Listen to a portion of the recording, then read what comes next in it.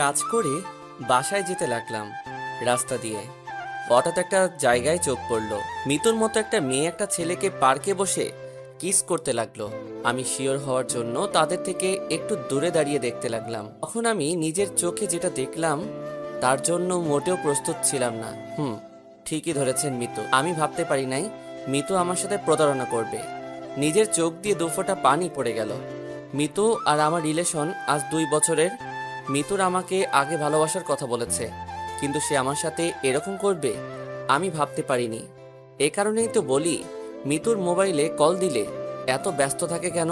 আমি ব্যস্তর কথা বললে বলে বান্ধবীর সাথে কথা বলছে, আগের মতো আমার সাথে ঠিকভাবে কথা বলে না। তার মানে মিতু আমাকে এখন আর ভালোবাসে না। আমি তাদের সামনে গিয়ে বললাম, বাহ বাহ মিতু, এসব কি? আর তোমার সাথে ছেলেটা কে? মিতু মনে হয় আমাকে এখানে আশা করে নাই। মিতু কোনো কথা বলছে না। তাই আমি আবার বললাম, তোমাকে কি বলছি, ছেলেটা কে? তুমি না অসুস্থ?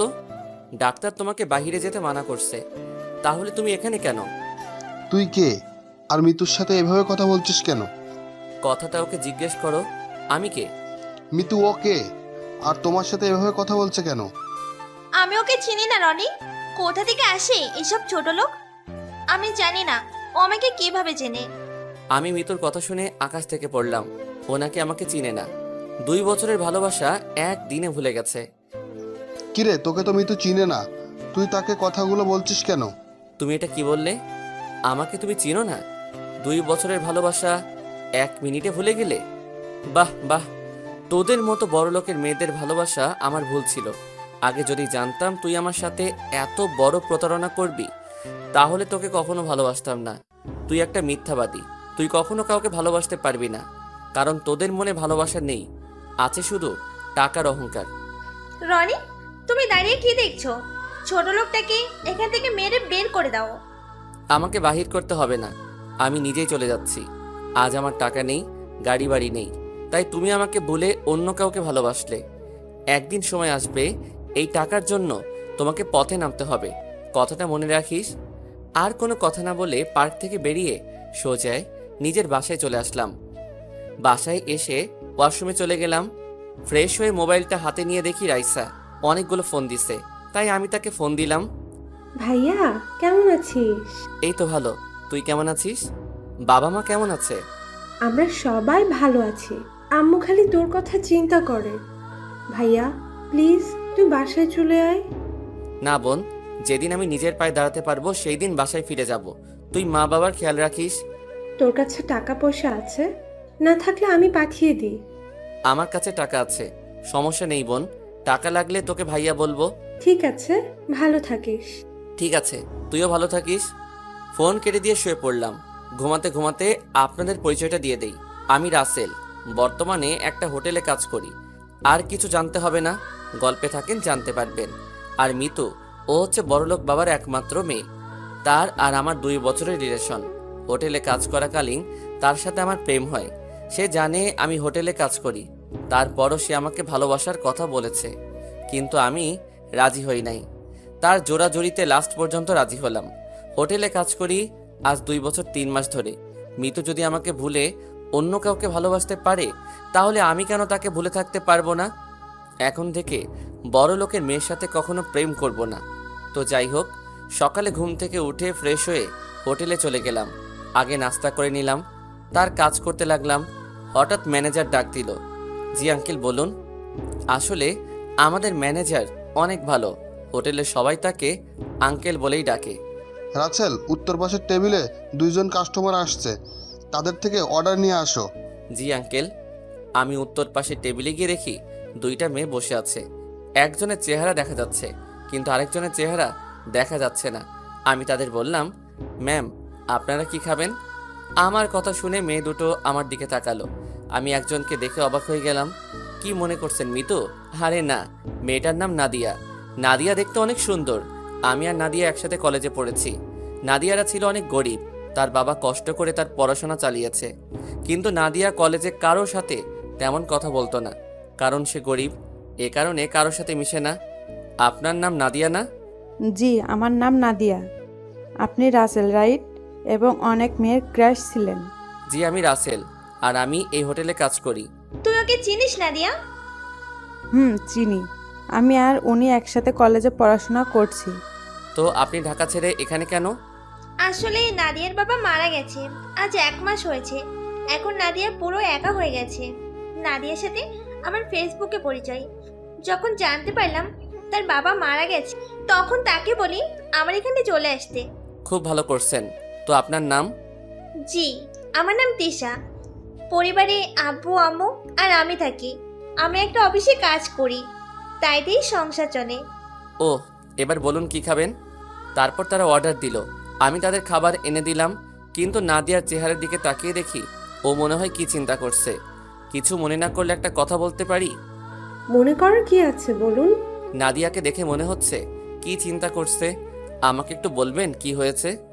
আসলে নাদিয়াকে আমি যে অফিসে চাকরি করি সেখানে নিয়ে গেছে, কিন্তু বস বলল তাদের নাকি লোক লাগবে না। তাই এখন সে চিন্তা করছে কি করবে। ও, এ কথা। সমস্যা নেই, আমি ওর চাকরির ব্যবস্থা করে দিব। আগে খাবার খেয়ে নাও। আপনি কিভাবে আমার চাকরির ব্যবস্থা করে দিবেন? সেটা আপনাকে ভাবতে হবে না, আগে খাবার খেয়ে নেন। তারপর দুজনে খাবার খেতে লাগলো। খাবার খাওয়া শেষ হওয়ার পর বিল দিতে আসলে আমি বলি, আপনাদের বিল দিতে হবে না, বিল আমি দিয়ে দিছি। আপনি কেন আমাদের বিল দিচ্ছেন? মনে করো বন্ধু হয়ে বন্ধুর বিল দিছি, অন্য সময় নয়, আপনি দিবেন। এখন চলেন। কোথায় যাব? আপনার চাকরির জন্য। ঠিক আছে, চলুন। তারপর হোটেল থেকে বেরিয়ে তাদের একটা অফিসে ঠিকানা দিলাম। আপনারা দুজন এই অফিসে যাবেন, আর তিশা তুমি এই অফিসে চাকরি ছেড়ে দাও। তোমাদের দুজনকে ওই অফিসে চাকরি দিবে। আপনি কি জানেন আমাদের এই অফিসে চাকরি দিবে? সেটা গেলে দেখতে পাবে। আর কোনো কথা নয়, তোমরা এখনই ওই অফিসে চলে যাও। ঠিক আছে। তারা দুজনে একটা রিক্সা নিয়ে অফিসের উদ্দেশ্যে চলে গেল। তারা যাওয়ার পর আমি ফোনটা বের করে রাইসাকে ফোন দিলাম। হ্যালো ভাইয়া, কেমন আছিস? হঠাৎ ফোন দিলি যে? আমি ভালো আছি। শোন, তোকে যে কারণে ফোন দিলাম, হুম, বল। তোর কাছে 2টা মেয়ে যাবে। একটার নাম নাদিয়া, আরেকটার নাম তিশা। তাদের অফিসে চাকরি দিয়ে দিবি। ঠিক আছে ভাইয়া, তুই কোনো চিন্তা করিস না, আমি তাদের চাকরি দিয়ে দিব। আর শোন, তাদের বেতন বাড়িয়ে দিবি। আচ্ছা, ঠিক আছে। ওকে, ভালো থাকিস, নিজের দিকে খেয়াল রাখিস। হুম। ফোনটা কেটে আবার হোটেলে চলে গেলাম। কাজ শেষ করে বাসায় আসতেই হঠাৎ রাস্তায় দেখে একটা মেয়ে পড়ে আছে। আমি মেয়েটার কাছে গেলাম, দেখি মেয়েটার পুরো শরীরে রক্তে রঞ্জিত হয়ে আছে। পাশে মেয়েটার মোবাইল পড়ে আছে। রক্তের কারণে মেয়েটার চেহারা ঠিকমতো দেখা যাচ্ছে না। আশেপাশে কোনো গাড়ি দেখতেছি না। কিছুক্ষণ পর দেখি একটা সিএনজি আসছে এইদিকে। তারপর সিএনজি দাঁড় করিয়ে মেয়েটাকে নিয়ে হাসপাতালে চলে গেলাম। ডাক্তার মেয়েটাকে ভিতরে নিয়ে গেল। আমি বাহিরে অপেক্ষা করতে লাগলাম। কিছুক্ষণ পর ডাক্তার বেরিয়ে এসে বলল, আপনি রোগীর কি হন? আমি কিছুই হই না, রাস্তায় পড়েছিল, তাই আমি তাকে হাসপাতালে নিয়ে আসলাম। ও, আপনি এখনই ও পজিটিভ রক্ত নিয়ে আসেন 2 ব্যাগ। রোগীর শরীর থেকে অনেক রক্ত বের হয়েছে। আমাদের এখানে 2 ব্যাগ আছে, আরও 2 ব্যাগ লাগবে। আপনি এখনই রক্ত ব্যবস্থা করে নিয়ে আসেন, তা না হলে রোগীকে বাঁচানো সম্ভব হবে না। ডাক্তার, আমার রক্ত ও পজিটিভ, আপনি আমার থেকে রক্ত নিন। ঠিক আছে, আপনি আমার সাথে আসুন, আগে আপনার রক্ত টেস্ট করতে হবে। ঠিক আছে, চলুন। আমি ডাক্তারের সাথে ভিতরে গেলাম। তারপর রক্ত টেস্ট করে দেখলো ঠিক আছে। তারপর 2 ব্যাগ রক্ত দিয়ে বেরিয়ে আসলাম। হঠাৎ পকেটের মোবাইলটা বেজে উঠল। আমি আমার মোবাইল বের করে দেখি আমার মোবাইলে কল আসে নাই। মেয়েটার মোবাইলে ফোন আসলো। মোবাইলের উপর তাকিয়ে দেখি আমার জান, হয়তো তার বয়ফ্রেন্ড হবে। আমি ফোনটা ধরলাম। আসসালামু আলাইকুম। ওয়ালাইকুম আসসালাম। তুমি কে? আমার মেয়ে সাদিয়া কোথায়? আসলে আপনার মেয়ে হাসপাতালে ভর্তি আছে। কি হয়েছে আমার মেয়ের? এখন কোন হাসপাতালে আছে? সেটা আমি বলতে পারবো না। আমি আপনার মেয়েকে রাস্তায় দেখি রক্তাক্ত অবস্থায় পড়ে আছে। তারপর তাকে হাসপাতালে নিয়ে আসি, আর আপনার মেয়ে এই হাসপাতালে আছে। ঠিক আছে, আমরা এক্ষুনি আসছি। বলে ফোন কেটে দিল। আমার শরীরটা কেমন দুর্বল লাগছে, তাই আমি কেস কাউন্টারে মোবাইলটা রেখে তাদের বললাম 104 নম্বর কেবিনে রোগীর বাবা আসলে তাকে ফোনটা দিয়ে দিতে। আমার কথা জিজ্ঞেস করলে বলবেন আমি বাসায় চলে গেছি। বলে আমি বাসায় চলে আসলাম। ঘড়ির দিকে তাকিয়ে দেখি রাত 2টা বেজে গেছে, তাই আর দেরি না করে শুয়ে পড়লাম। দেখতে দেখতে 1 মাস চলে গেল। নাদিয়া আর তিশা মাঝে মাঝে আমার সাথে দেখা করে। তাদের সাথে ভালো বন্ধুত্ব হয়ে গেছে। ওই মেয়েটাকে দেখতে গিয়েছিলাম পরের দিন, কিন্তু তার বাবা নাকি মেয়েটাকে নিয়ে গেছে বাসায়। সকালে ঘুম থেকে উঠে ফ্রেশ হয়ে হোটেলে আসার পর আঙ্কেল ডাক দিল। বলুন আঙ্কেল। রাসেল, আমাদের একটা বড় অর্ডার পড়েছে। এই এলাকার এমপির মেয়ের জন্মদিন, তাই আমি চাই সব কিছু তুমি দেখাশোনা করবে, কারণ তোমার থেকে বেশি কেউ বোঝে না। ঠিক আছে আঙ্কেল, আমি সব কিছু রেডি করছি। ঠিক আছে। তারপর মাল সামানা নিয়ে এমপির বাড়ি চলে গেলাম। সব কিছু ঠিক করে দিয়ে বাসায় চলে আসলাম। পরের দিন সকালে ঘুম থেকে উঠে ফ্রেশ হয়ে এমপির বাড়িতে চলে গেলাম। আপনারা হয়তো ভাবছেন কী কাজ, আসলে আমরা সবার খাবারের সব আইটেম প্যাক করব। আমি এসে দেখি তারা সবাই কাজ শুরু করে দিছে। দেখতে দেখতে সন্ধ্যা হয়ে গেছে, সব মেহমান আসতে শুরু করে দিছে, আর আমাদের খাবারের আইটেম সব রেডি হয়ে গেছে। এমপির মেয়ের জন্মদিন বলে কথা, সব বড় বড় লোক আসছে, কিন্তু আমি এখনো পর্যন্ত এমপির মেয়েকে দেখলাম না। হঠাৎ দেখি 10-12টা গাড়ি আসলো, সব মিডিয়া সামনে চলে গেল। মনে হয় বড় কোনো লোক আসছে। ঠিকই ধরেছেন, এ আর কেউ নয়, উনি কে তা পরের পর্বে জানতে পারবেন। যদি ভালোবাসা বিশেষ কিছুর উপর নির্ভর করে গড়ে ওঠে, তাহলে সেই বিশেষ কিছু হারিয়ে গেলে ভালোবাসাও হারিয়ে যায়। কিন্তু যে ভালোবাসা কোনো কিছুর উপরই নির্ভর করে না, সেটাই চিরজীবনের জন্য থেকে যায়। এটাকেই হয়তো বলে স্বার্থহীন ভালোবাসা। ভালোবাসি বাগানের ঝরে যাওয়া ফুল, ভালোবাসি মেঘলা নদীর কুল, ভালোবাসি উড়ন্ত এক ঝাঁক পাখি, আর ভালোবাসি তোমার ওই দুই নয়নে রাখি। হঠাৎ 10-15টা গাড়ি আসলো, মিডিয়া সব গেটের সামনে চলে গেল। তখন যে গাড়ি থেকে নামছে সে আর কেউ নয়, বর্তমান সিএম, এবং তার সাথে আরেকজনকে দেখে আমি অবাক হয়ে গেলাম। তাকে দেখে আমি একটু আড়ালে চলে গেলাম। আপনারা হয়তো ভাবছেন উনি কে, তাই তো? উনি আর কেউ নয়, বর্তমান মন্ত্রী মোশাররফ চৌধুরী, মানে আমার বাবা। আপনারা হয়তো বলবেন একজন মন্ত্রীর ছেলে হয়ে হোটেলে কাজ করি কেন? সবই জানতে পারবেন, গল্পে থাকেন। আব্বু সবার সাথে কথা বলে ভিতরে আসলো। তারা তাদের বসার জায়গায় গিয়ে বসলো। কিছুক্ষণ পর এমপির মেয়েকে নিয়ে আসলো। আমি তো এমপির মেয়েকে দেখে চোখ ফিরাতে পারছি না। টানা টানা চোখ, ঠোঁটের পাশে একটা তিল আছে, সেটা তার সৌন্দর্যকে আরো দ্বিগুণ করে তুলছে। এক কথায় বলতে গেলে একটা পরী। তার এমপির মেয়ে সিএম এবং মাই ফাদারের সাথে পরিচয় হলো। পরিচয় হওয়ার পর স্টেজের উপর উঠলো। সাদিয়ার বাবা মা সাদিয়ার দুই পাশে দাঁড়ালো। তারপর সাদিয়া কেক কাটলো। সাদিয়া তার মা বাবাকে খাইয়ে দিল। তারপর আমাদের লোক খাবার পরিবেশন করলো। মন্ত্রীর করতে লাগলো। আপনাদের বলে রাখি, আমার মুখে মাস্ক পরেছিলাম বাবাকে দেখার পর। তো যাই হোক, সবাই খাবার খেতে লাগলো। হঠাৎ একটা মেয়ে এসে আমাকে বলল, আপনি এখানে? কেন বলুন তো, আপনি কি আমাকে চিনেন? আপনাকে আমি চিনি না, তবে একটা হোটেলে কাজ করতে দেখেছি। ঠিকই ধরেছেন, আমি হোটেলে কাজ করি। আজকে এমপির বাসায় খাবারের আয়োজন আমরা করতেছি। ওহ, আমি সাথী, এখানে কলেজে পড়ি। আর সাদিয়া আমার বান্ধবী। ও, আমি রাসেল, বর্তমানে হোটেলে কাজ করি। তারপর সাথী আরও কিছুক্ষণ কথা বলে চলে গেল। হঠাৎ আব্বুর হেঁচকি উঠল। আমি একটা মিনারেল ওয়াটার নিয়ে আব্বুকে দিলাম। আব্বু আমাকে ধন্যবাদ দিল। খাবার খাওয়া দাওয়া শেষ হওয়ার পর সবাই চলে গেল। আমরা সব কিছু গুছিয়ে গাড়িতে তুলে নিলাম। সবাই চলে গেছে। আমি কাজের টাকার জন্য অপেক্ষা করতে লাগলাম। হঠাৎ সাদিয়া আমাকে ডাক দিল। জি ম্যাম, বলুন। আপনাকে দেখলাম খাবার পরিবেশন করতে, কিন্তু কারোর সাথে তেমন কথা বলতে দেখলাম না। আপনি কি কথা কম বলেন? জি ম্যাম। আপনার নাম কি? জি, আমার নাম রাসেল, বর্তমানে একটা হোটেলে কাজ করি। ও, তো সবাই তো চলে গেছে, আপনি যান নাই কেন? ম্যাম, আমি কাজের টাকার জন্য দাঁড়িয়ে আছি। আপনার আব্বু বলল আমাকে দাঁড়াতে। ঠিক আছে, আমি আব্বুকে পাঠিয়ে দিচ্ছি। বলে সাদিয়া ভিতরে চলে গেল। সাদিয়ার কথা শুনে বুঝলাম অনেক ভালো মেয়ে। অনেক মেয়ে আছে, টাকা গাড়ি বাড়ি থাকলে অহংকারে ভরা থাকে, কিন্তু সাদিয়ার ভিতরে এগুলো নেই। নিজেই এসে আমার সাথে কথা বলছে। কিছুক্ষণ পর এমপি সাহেব বেরিয়ে আসলো। এসে আমাকে একটা 1.5 লাখ টাকার একটা চেক দিল। তখন আমি বললাম, স্যার, কাজের বিল তো 1 লাখ টাকা, আপনি আমাকে 1.5 লাখ টাকা কেন দিলেন?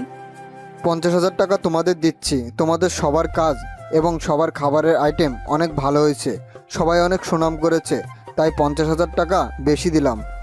ঠিক আছে স্যার, আমি তাহলে আসি। ঠিক আছে, যাও। আমি চেকটা নিয়ে হোটেলে চলে আসলাম। এসে ম্যানেজার আঙ্কেলকে চেকটা দিলাম। তারপর কেস থেকে 50,000 টাকা আমাদেরকে বের করে দিল। আমরা লোক ছিলাম 15 জন। সবাইকে টাকা ভাগ করে দিয়ে বাসায় চলে আসলাম। রাইসার সাথে কিছুক্ষণ কথা বলে ঘুমিয়ে গেলাম। এভাবে দেখতে দেখতে আরও কিছুদিন চলে গেছে। সকালে ঘুম থেকে উঠে ফ্রেশ হয়ে হোটেলে চলে আসলাম। কাজ করতে লাগলাম। হঠাৎ দেখি এমপির মেয়ে, মানে সাদিয়া, তার কিছু বান্ধবী নিয়ে হোটেলে ঢুকতে আসে। আমি আমার এক বন্ধুকে অর্ডার নিয়ে আসার জন্য বললাম, কিন্তু বন্ধু এসে আমাকে বলল তারা নাকি আমাকে যেতে বলেছে।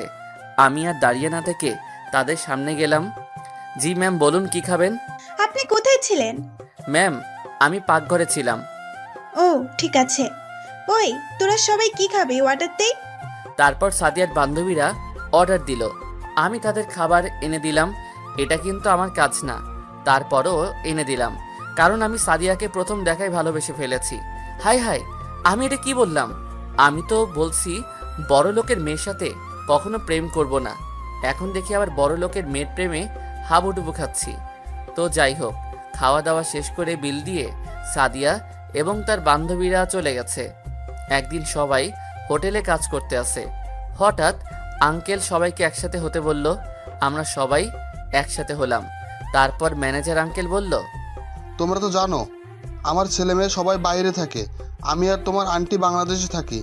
এখন ছেলে মেয়ে বলছে আমাদের দুজনকেও বিদেশে নিয়ে যাবে, তাই আমি এই হোটেলটা বিক্রয় করে দিব। আমি কাগজপত্র সব ঠিক করে রেখেছি, ভালো কোনো অ্যামাউন্ট পেলে বিক্রয় করব। তাই বলছি যতদিন না হোটেল বিক্রি হচ্ছে তোমরা অন্য কোথাও কাজ খুঁজে নাও। যখন আপনার ছেলেরা আপনাকে নিয়ে যেতে চায় বাহিরে, তাহলে তো আর ধরে রাখতে পারবো না। আমি একটা কথা বলি আঙ্কেল, কি কথা বলো? আমি আপনার হোটেলটা কিনতে চাই, তাহলে হোটেলের কেউ কোথাও কাজ খুঁজতে হবে না। বর্তমানে কাজ সহজে মিলে না। যার টাকা আছে তারা ঘুষ দিয়ে চাকরি নিতে পারে, আর যাদের টাকা নাই তারা রাস্তায় রাস্তায় ঘুরতে হয়। তো বলেন আঙ্কেল, কত টাকায় বিক্রি করতে চান হোটেল? তুমি টাকা কোথায় পাবে? আপনার এখানে কাজ করে যা টাকা পাই সবগুলো আমি জমা করে রেখেছি, আর আমার আগের কিছু জমানো টাকা আছে। আপনি বলুন কত টাকা হলে হোটেলটা বিক্রি করবে? আমি বাইরে অন্য কারোর কাছে বিক্রয় করলে বেশি টাকা পাবো, কিন্তু না, আমি তোমার কাছে বিক্রয় করব। আমি জানি তুমি হোটেলটা আরও বড় করতে পারবে। আমি মনে করছি 25 লাখ টাকা হলে বিক্রি করব। তুমি যেহেতু কিনতে চাও তাহলে আমি 20 লাখ টাকাই দিব। ঠিক আছে আঙ্কেল, আপনি কাগজপত্র সব ঠিক করে রাখেন, আমি কালকে এসে সব টাকা দিব। ঠিক আছে। তারপর হোটেলের সবাই আমাকে জড়িয়ে ধরে কান্না করে দিল।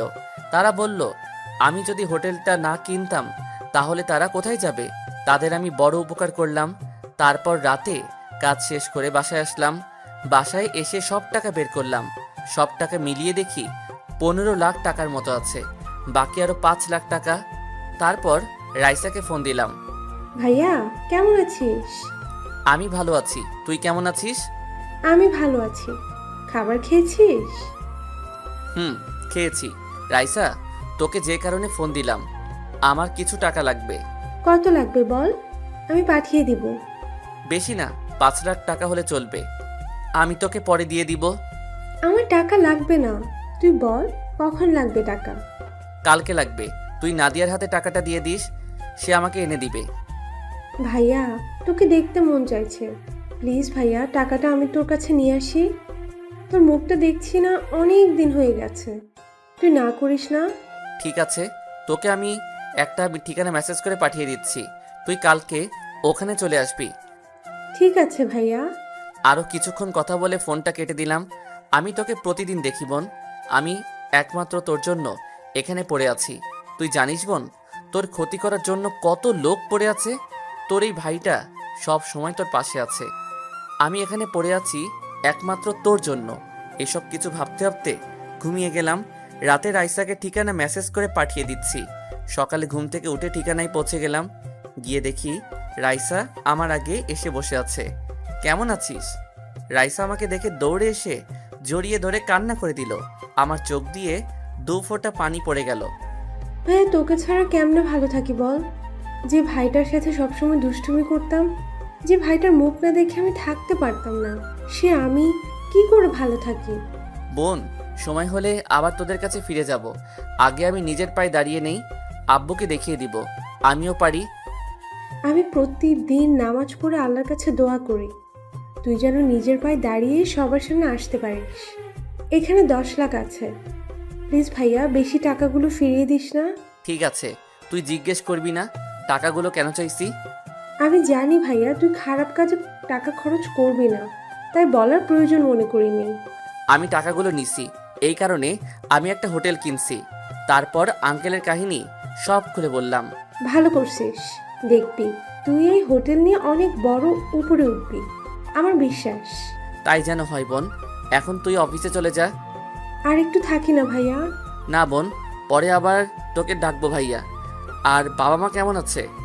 বাবা তো সারাদিন বাইরে থাকে, আমার সাথেও তেমন কথা বলে না। আম্মু তো বাসায় একা একা মন মরা হয়ে বসে থাকে। আমি তো অফিসে থাকি, অফিস শেষ করে বাসায় গিয়ে আম্মাকে কিছুক্ষণ সময় দিই। ও ঠিক আছে, তুই এখন চলে যা, আমি এখন হোটেলে যেতে হবে। ঠিক আছে ভাইয়া, নিজের শরীরের যত্ন নিস। রাইসা গাড়ি নিয়ে চলে গেল। আমি দাঁড়িয়ে না থেকে হোটেলে চলে আসলাম। হোটেলে এসে আঙ্কেলকে টাকা দিয়ে সব কাগজপত্র বুঝিয়ে নিলাম। এখন আমি নিজের মতো করে হোটেল চালাতে লাগলাম। আস্তে আস্তে আমার হোটেল নাম করা হয়ে গেছে, সবাই এখন এক নামে চিনে, মা বাবার দেওয়া হোটেল অ্যান্ড রেস্টুরেন্ট। আমার হোটেল এখন বাইরের লোক এসে খাবার খায়। এই হোটেল ওপরে ওঠাতে আমার 6 মাস চলে গেছে। এই 6 মাসের ভিতরে সাদিয়া অনেকবার এসেছে আমার হোটেলে এসে আমার দিকে কেমন করে যেন তাকিয়ে থাকে। আসল কথা বলতে, সাদিয়ার এই তাকানো দেখে আমি তার প্রেমে পড়ে গেছি। সাদিয়াকে দেখে মনে হচ্ছে সেও আমাকে ভালোবাসে। তাকাবে না কেন? এককালে কলেজে সব মেয়ের ক্রাশ ছিলাম। আসলে বাস্তবে আমি অনেক কালো একটা ছেলে। কোনো মেয়ে আমার প্রেমে ভুলেও পড়বে না। দেখতে দেখতে 1 বছর চলে গেছে। এখন আমার বাড়ি গাড়ি সব কিছু আছে। আমি এখন নিজের পায়ে দাঁড়াতে পেরেছি। এখন আমার আব্বু বলতে পারবে না তুই জীবনে কিছু করতে পারবি না। এখন ভাবছি সাদিয়াকে প্রপোজ করব। দেরি না করলে হয়তো অন্য কেউ নিয়ে যাবে। এই 1 বছরে সাদিয়ার সাথে ভালো বন্ধুত্ব হয়ে গেছে। তার সাথে এখন ফোনে কথা হয়। রাতে সাদিয়াকে ফোন দিলাম। বলো। কেমন আছো? ভালো আছি, তুমি কেমন আছো? আমিও ভালো আছি। কালকে আমার সাথে একটু দেখা করতে পারবে? কোথায় দেখা করবে? আমরা যে জায়গায় মাঝে মাঝে দেখা করতাম। ঠিক আছে, কয়টায় আসবে? বিকাল 5টায়। ওকে, ঠিক আছে। তারপর আরও কিছুক্ষণ কথা বলে ফোনটা কেটে দিলাম। এবার আপনাদেরকে বলি, রাইসা আমার সাথে আরও অনেকবার দেখা করেছে এবং রাইসার থেকে যে টাকা নিয়েছি ওগুলো তাকে দিয়ে দিছি। রাইসা নিতে চাইনি, আমি জোর করে তার টাকা দিয়ে দিছি। আপনারা হয়তো এখন জিজ্ঞেস করবেন রাইসার ক্ষতি করার জন্য কেন লোক পড়ে আছে। রাইসা কি করেছে? এখানে রাইসা কিছু করে নাই। যা করেছি আমি, আমার উপর প্রতিশোধ নিতে রাইসার ক্ষতি করার চেষ্টা করছে। সকালে ঘুম থেকে উঠে ফ্রেশ হয়ে হোটেলে চলে গেলাম। বিকালে হোটেল থেকে বেরিয়ে গাড়ি নিয়ে পার্কে চলে আসলাম। পার্কে ঢুকে দেখি সাদিয়া আমার সাথে এসে বসে আছে। সাদিয়া আমাকে দেখে বলল, তোমার আসতে এত দেরি হলো কেন? হোটেলে অনেক কাস্টমার, তাই আসতে লেট হয়ে গেছে। আপনাদের একটা কথা বলি, আমি হোটেলটা আগে যেভাবে কাজ করেছি এখনও সেভাবে কাজ করি। কেউ বুঝতে পারবে যে আমি এই হোটেলের মালিক। আমার হোটেলের একজন ম্যানেজার রাখছি। তো যাই হোক, ও, তা কি কথা বলবে বলো? আমার কথা শুনে আবার রাগ করবে না তো? না, রাগ করব না, বলো কি বলবে। আমার জীবনে কেউ নেই তুমি ছাড়া। আমার জীবনে কোনো স্বপ্ন নেই তুমি ছাড়া। আমার দু চোখ কিছু খোঁজে না তোমায় ছাড়া। আমি কিছু ভাবি না তোমায় ছাড়া। আমি কিছু লিখতে পারি না তোমার নাম ছাড়া। আমি কিছু বুঝতে চাই না তোমায় ছাড়া। সাদিয়া, তোমার সাথে কথা বলতে বলতে আমি তোমাকে কখন যে তোমাকে ভালোবেসে ফেলেছি আমি নিজেও জানি না। আমি তোমাকে ভালোবাসি সামিয়া। তারপর সাদিয়া এমন কিছু করবে আমি তো কল্পনাও করতে পারিনি। পৃথিবীতে সেই সবচেয়ে ধনী, যার একটি সুন্দর মন আছে, যার মনে নাই কোনো অহংকার, নাই কোনো হিংসা, আছে শুধু অন্যের জন্য ভালোবাসা। বুকের কষ্ট চাপা দিয়ে ঝরছে চোখের জল। মনের মানুষ ভুলে গেছে কাকে দিব কল। মেঘিন আকাশে চাঁদের নেই আলো। এই পৃথিবীতে আমি ছাড়া সবাই আছে অনেক ভালো। এই কথাটা বলতে এত সময় লাগিয়ে দিছো? তুমি জানো না, তোমাকে যেই তোমার জন্মদিনে দেখি সেদিন তোমাকে আমার অনেক পছন্দ হয়ে যায়, আর আমি তোমাকে ভালোবেসে ফেলি। তুমি বোঝো না, তোমার রেস্টুরেন্টে এসে তোমার দিকে তাকিয়ে থাকি কেন? কারণ আমি তোমাকে ভালোবাসি, তাই তাকিয়ে থাকি। তাহলে তুমি আমাকে ভালোবাসার কথা বললে না কেন? বলিনি ভয়ে।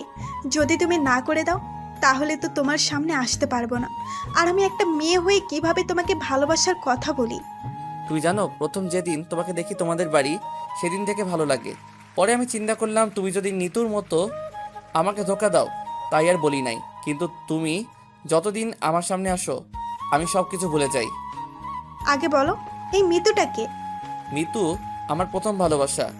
আমি কখনো কোনো ছেলেকে ভালোবাসি নাই। তুমি আমার উপর ভরসা রাখতে পারো।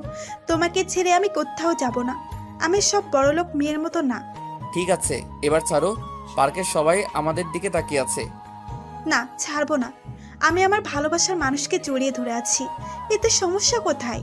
ঠিক আছে বাবা, তুমি জড়িয়ে ধরো থাকো। আরও কিছুক্ষণ বসে বাসায় চলে আসলাম। সাদিয়াকে তাদের বাসায় নামিয়ে দিয়ে আমি আমার বাসায় চলে আসলাম। বাসায় এসে ফ্রেশ হয়ে বিছানায় শুয়ে পড়লাম। হঠাৎ মোবাইলটা বেজে উঠলো। তাকিয়ে দেখি রাইসা ফোন দিছে। কেমন আছিস? আমি ভালো আছি, তুই কেমন আছিস? আমি ভালো আছি। বাবা মা তারা কেমন আছে? আম্মু তো তোর চিন্তায় চিন্তায় অসুস্থ হয়ে পড়েছে, আর এখন আব্বুও কেমন যেন হয়ে গেছে। কি করব বল, আমার আরও কিছু কাজ বাকি আছে। কাজ শেষ করে বাসায় ফিরে আসবো। প্লিজ ভাইয়া, তুই বাসায় ফিরে আয়। সময় হলে অবশ্যই ফিরে আসবো। তুই আব্বু আম্মুর খেয়াল রাখিস। আর তোকে যে কারণে ফোন দিছি সেটাই তো বলা হয়নি। কি কথা বল। আজকে আমাকে দেখতে এসেছে। ছেলে আমেরিকা থাকে, আমাকে তাদের পছন্দ হয়েছে। আর ছেলে নাকি আব্বুর বন্ধুর ছেলে। ছেলে অনেক ভালো, বিয়ের পর আমাকে আমেরিকা নিয়ে যাবে। তাহলে তো ভালোই। তো 3 তারিখ কবে ঠিক করবে? আকাশ আজকে রাতে বাংলাদেশ আসবে, কালকে এসে আন্টি পড়িয়ে দিবে। 3 তারিখ ঠিক করবে। তুই এই বিয়ে করিস না রাইসা। কেন ভাইয়া? কারণ তোকে একজন মানুষ অনেক আগে থেকে পছন্দ করে এবং ভালোবাসে। মানুষটাকে? আর তার নাম কি? তাকে তুই চিনিস, সে হচ্ছে রাফি। কোন রাফি? তোর বন্ধু রাফির কথা বলছিস? হুম। কই, রাফি ভাইয়া তো আমাকে কিচ্ছু বলেনি। সে বলে নাই আমার কারণে। যদি আমি তার সাথে বন্ধুত্ব নষ্ট করে দেই, সেই ভয়ে তোকে বলতে পারে না। তুই জানলি কিভাবে যে রাফি আমাকে ভালোবাসে? আমি একদিন রাফির বাসায় গিয়ে তার রুমে বালিশের নিচে একটা ডায়েরি পাই। তারপর ডায়েরি খুলে দেখি তোর ছবি ডায়েরির ভিতরে। তারপর আমি ডায়েরিটা পড়ে জানতে পারলাম তোকে সে কলেজে দেখে ভালোবেসে ফেলে। তো এখন আমি করব, তুই বল। তুই এখন আব্বু আম্মুকে বলে দে তুই একজনকে ভালোবাসিস। তুই তার বন্ধুর ছেলেকে বিয়ে করতে পারবি না। এই কথা বললে আব্বু অনেক কষ্ট পাবে ভাইয়া। সেটা নিয়ে তোকে চিন্তা করতে হবে না, আমি ওটা দেখে নিব। আচ্ছা ঠিক আছে। আরও কিছুক্ষণ কথা বলে ফোনটা কেটে দিলাম। আমি জানি আব্বু রাইসাকে অনেক ভালোবাসে। রাইসার সুখের জন্য আব্বু সব করতে পারে। আমাকে ভালোবাসে না তা নয়, আমাকেও ভালোবাসে, শুধু আমার উপর অভিমান করে আছে। রাতে একজনের সাথে কিছু কথা বলে ঘুমিয়ে পড়লাম। এভাবে দেখতে দেখতে আরও 10-15টা দিন চলে গেল। আব্বু প্রথমে রাইসার অমনে অবস্থায় অভিমান করেছে, কিন্তু অভিমান করে বেশি দিন থাকতে পারে নাই। আব্বু রাফিকে তার বাবা মাকে নিয়ে বাসায় যেতে বলছে। আপনাদের বলি, রাফিদের 2টা কোম্পানি আছে, একটা তার বাবা দেখে, আরেকটা রাফি। রাফিকে আব্বু আম্মুর সবার পছন্দ হয়েছে। তারা সামনে শুক্রবার বিয়ের দিন ঠিক করেছে। হাতে সময় আছে 3 দিন। আব্বু তার বন্ধুকে বুঝিয়ে বলছে। এরপর আর কিছু বলে নাই। এখানেও একটা রহস্য আছে, পাশে থাকেন জানতে পারবেন। এবার আপনাদের বলি আব্বুর সাথে আমার কি হয়েছে। আপনাদের বলি, আব্বু মন্ত্রী পদে এসে টাকার নেশা তার ভিতরে ঢুকে যায়। যারা সরকারি চাকরি নিতে আসে তাদের থেকে তাদের একটা চাকরি দেয়। এটা নিয়ে আব্বুর সাথে তর্ক বিতর্ক সৃষ্টি হয়। এরপর আব্বু আমাকে বলে, পারলে টাকা কামিয়ে দেখা। অনেক পরিশ্রম এবং টাকা খরচ করে মন্ত্রী পদ পেয়েছি। আমাদের মতো পরিশ্রম করে টাকা কামিয়ে দেখা। আমি টাকা কমিয়ে ঠিকই দেখাবো, তবে তোমার মতো হারাম টাকা না। আমি হালাল টাকা কামিয়ে তোমাকে দেখাবো। তুই যদি হালাল টাকা কামিয়ে আমার সামনে আসতে পারিস তাহলে আমি হারাম খাওয়া ছেড়ে দিব। তারপর আর কি, বাসা থেকে বেরিয়ে হোটেলে কাজ নিলাম। তারপর কি হলো আপনারা তো জানেন। পরের দিন সকালে উঠে আর রেস্টুরেন্টে যাইনি, কারণ আমি বাড়িতে যাব। রাইসা সোজা বলে দিছে আমি যদি না যাই তাহলে সে বিয়ে করবে না। সাদিয়া এবং আমার ভালোবাসা আগের মতোই চলছে, তবে মাঝে মাঝে সাদিয়াকে ফোন দিয়েলে ব্যস্ত থাকে। আমি তাকে বলে সে বলে নানি ফুপা ফুপি তাদের অনেক আত্মীয় স্বজনের সাথে কথা বলে, তাই আমি আর কিছু বলি না। পরের দিন সাদিয়াকে ফোন দিয়ে বললাম আমার সাথে মার্কেটে যাওয়ার জন্য, কিন্তু সে বলল তার নাকি বাসায় মেহমান আসবে। আমি বাসা থেকে বেরিয়ে গাড়ি নিয়ে মার্কেটে চলে গেলাম। গাড়ি পার্কিং করে যেই না গাড়ি থেকে নেমে মার্কেটের ভিতরে ঢুকবো, হঠাৎ একটা জায়গায় চোখ আটকে গেল। দেখি সাদিয়া একটা ছেলের সাথে দাঁড়িয়ে কথা বলছে, আর যেই ছেলেটাকে দেখলাম তাকে দেখে আরো অবাক হলাম। ও দেশে আসলো কবে, আর সাদিয়ার সাথে ওর সম্পর্ক? আমাকে সবকিছু জানতে হবে। আমি মার্কেটের ভিতরে ঢুকে সবার জন্য কেনাকাটা করে বাইরে এসে দেখি সাদিয়া আর ওই ছেলেটা নেই। আমি গাড়ি নিয়ে সোজা বাসায় চলে আসলাম। বাসায় এসে একজনকে ফোন দিলাম।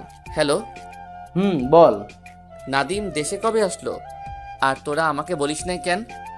আমি তো তাকে কিছুক্ষণ আগে দেখলাম এমপির মেয়ের সাথে গাড়িতে করে কোথায় যেন যাচ্ছে।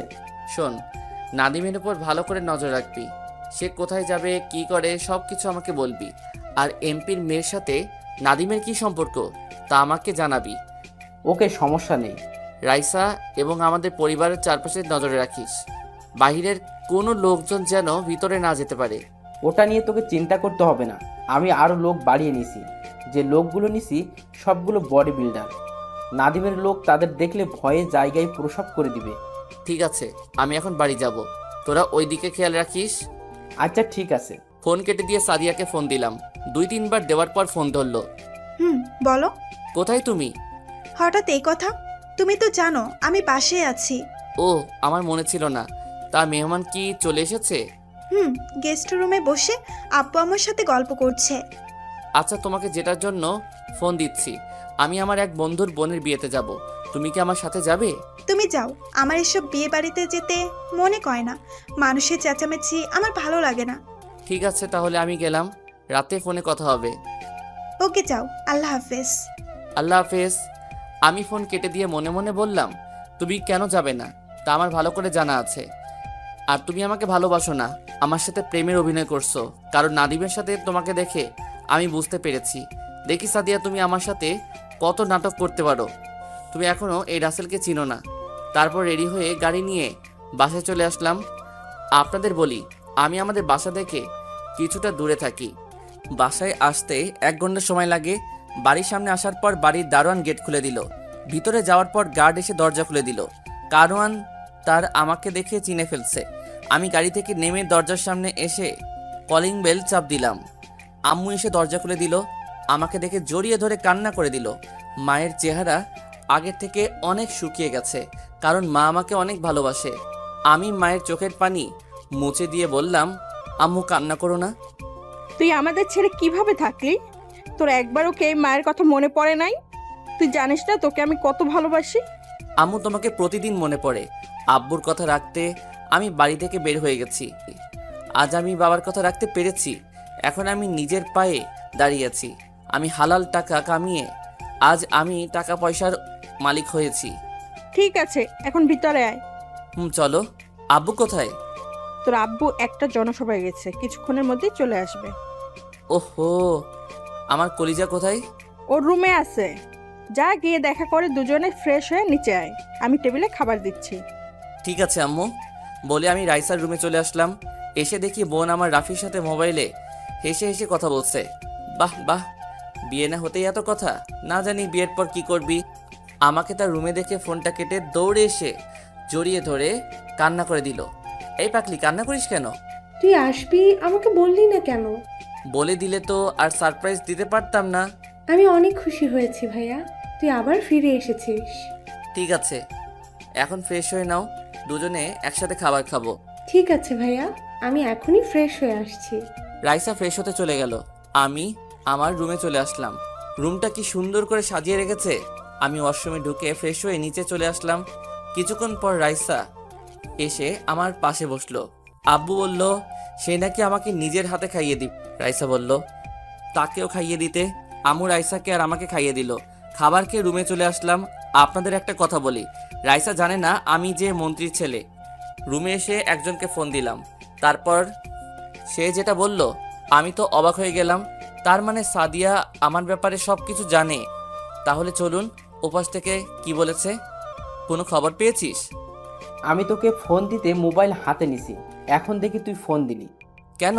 নাদিমের সাথে এমপির মেয়ে সাদিয়ার সব খবর জেনে গেছি। কি জানিস বল। সাদিয়া হচ্ছে নাদিমের মামাতো বোন। সাদিয়া বিদেশ থেকে পড়াশুনো করে দেশে এসেছে। আর কি জানিস?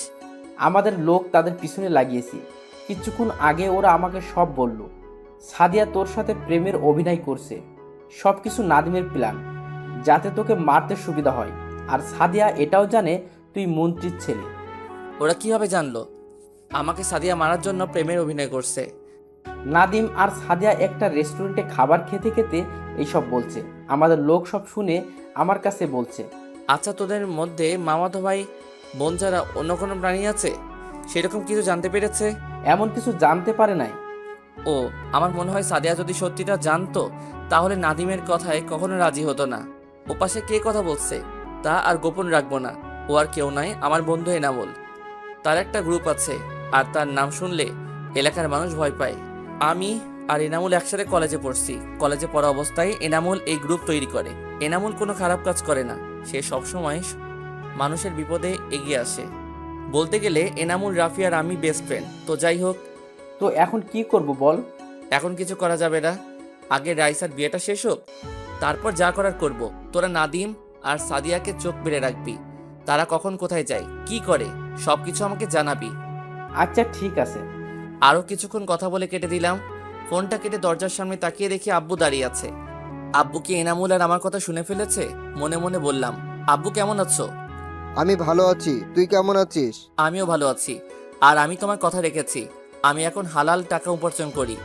দেশের টাকা দিলে এখন আমার সব কিছু আছে। ভালো। তা এখন কি করিস? মা বাবার দোয়া হোটেল অ্যান্ড রেস্টুরেন্ট, এদের নাম শুনেছো? শুনেছি রেস্টুরেন্টটা বাংলাদেশের একটা বিখ্যাত হোটেল। ওটাই বাইরে থেকে মানুষ এসে খাবার খায়। ঠিকই শুনেছো, ওটার মালিক আমি। ও, আর কিছু না বলে আব্বু চলে গেল। আমি মনে মনে বলতে লাগলাম, আব্বুর তো কোনো রিয়াকশন দেখলাম না। আজ কত বছর পর বাড়িতে আসলাম, নাকি আমার সব কথা শুনে ফেলছে। যাই হোক, এটা নিয়ে পরে ভাবা যাবে। রাতে সবার সাথে খাবার খেয়ে আমি নিজের রুমে চলে আসলাম। বিছানায় শুয়ে ম্যানেজারের সাথে কিছুক্ষণ কথা বলে সাদিয়াকে ফোন দিলাম, কিন্তু সাদিয়ার ফোনটা ওয়েটিংয়ে আছে। কিছুক্ষণ পর রাইসা আমার রুমে আসলো, তার সাথে কিছুক্ষণ কথা বলে ঘুমিয়ে গেলাম। সকালে ঘুম থেকে উঠে ফ্রেশ হয়ে নিচে এসে দেখি সব মেহমান আসা শুরু করছে। রাতে গায়ে হলুদের অনুষ্ঠান শেষ করে রুমে চলে আসলাম, কিন্তু অবাক করার বিষয় হলো সাদিয়া আমাকে একটা ফোনও দিল না। আমি দেখবো সাদিয়া তুমি আমার কি করতে পারো। তুমি এখনো এই রাসেলকে চিনতে ভুল করছো। পরের দিন ধুমধাম করে রাইসার বিয়ে হয়ে গেল। রাইসা যাওয়ার সময় আমাকে ধরে অনেক কান্না করছে। বাসাটা কেমন ফাঁকা হয়ে গেছে। এভাবে দেখতে দেখতে 5 দিন চলে গেল। সাদিয়ার সাথে এখনো কথা হয় নাই। তাকে ফোন দিছে অনেকবার, কিন্তু ফোন বন্ধ। এনামুল বলছে নাদিয়াকে কিছুদিন ধরে দেখছি না।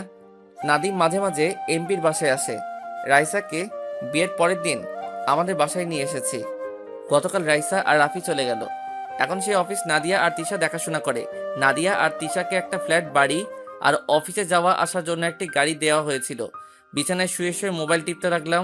হঠাৎ একটা আননোন নাম্বার থেকে আমি ফোনটা ধরে বললাম, হ্যালো, কে বলছেন? আমি সাদিয়া। তুমি কেমন আছো? তোমাকে ছাড়া কি করে ভালো থাকি বলো? তুমি এতদিন কোথায় ছিলে? আর তোমার মোবাইল বন্ধ কেন? আমি মামার বাসায় এসেছি আর মোবাইল বাড়িতে ফুলে রেখে এসেছি। তার মানে সাদিয়া নাদিমদের বাসায়। এ কারণে তো এনামুল বলল সাদিয়াকে কিছুদিন ধরে দেখে না। মনে মনে বললাম, তাদের কারো মোবাইল থেকে ফোন দেয়া যায় না। প্লিজ তুমি রাগ করো না, আমি তোমার নাম্বারটা মুখস্থ করে রাখি নাই। আমার নাম্বার মুখস্থ করবে কিভাবে? আমাকে কিভাবে মারবে তার প্ল্যান করছো? আপনারা কি ভাবছেন আমি ওর সাথে এত সুন্দর করে কথা বলছি কেন? আরে ভাই, এটা আমি ওর সাথে অভিনয় করছি।